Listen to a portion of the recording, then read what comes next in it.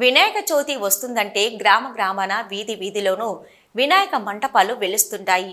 ఒకరిపై ఒకరు పోటీగా రంగురంగుల భారీ నుంచి అతి భారీ విగ్రహాల మంటపాలు ఏర్పాటు చేస్తుంటారు. వీటిలో ఎక్కువగా పర్యావరణానికి హానికరమైన ప్లాస్టర్ ఆఫ్ ప్యారిస్ విగ్రహాలే ఉంటాయి. వాటి వల్ల కలిగే నష్టాలు, పర్యావరణానికి కలిగే ఇబ్బందులు ప్రజలకు తెలియజేయాలన్న సత్సంకల్పంతో వినూత్న వినాయక విగ్రహాల తయారీకి పూనుకున్నారు పిఠాపురం నియోజకవర్గం గొల్లప్రోలు ఈబీసీ కాలనీకి చెందిన తాపీ మేస్త్రి కోలా వీరబాబు.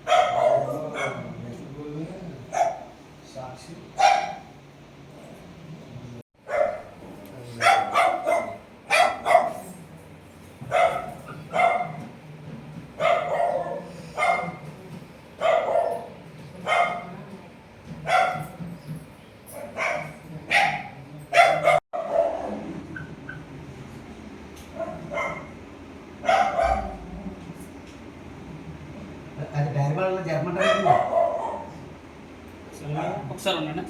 అందరికీ నమస్కారం అండి. మాది గొల్లప్రోలు మండలం, గొల్లప్రోలు అండి, ఈబీసీ కాలనీ, పొంత రోడ్డు అండి. మేము గత 11 సంవత్సరాలుగా ఈ యొక్క వినాయక చవితి అన్నది జరపడం జరుగుతుందండి. హిందువులకి ముఖ్యంగా వచ్చే ఈ కార్యక్రమాన్ని అత్యంత వైభవంగా మేము జరుపుకుంటున్నామండి. ఈ యొక్క కార్యక్రమానికి కూడా ప్రత్యేకత ఉందండి.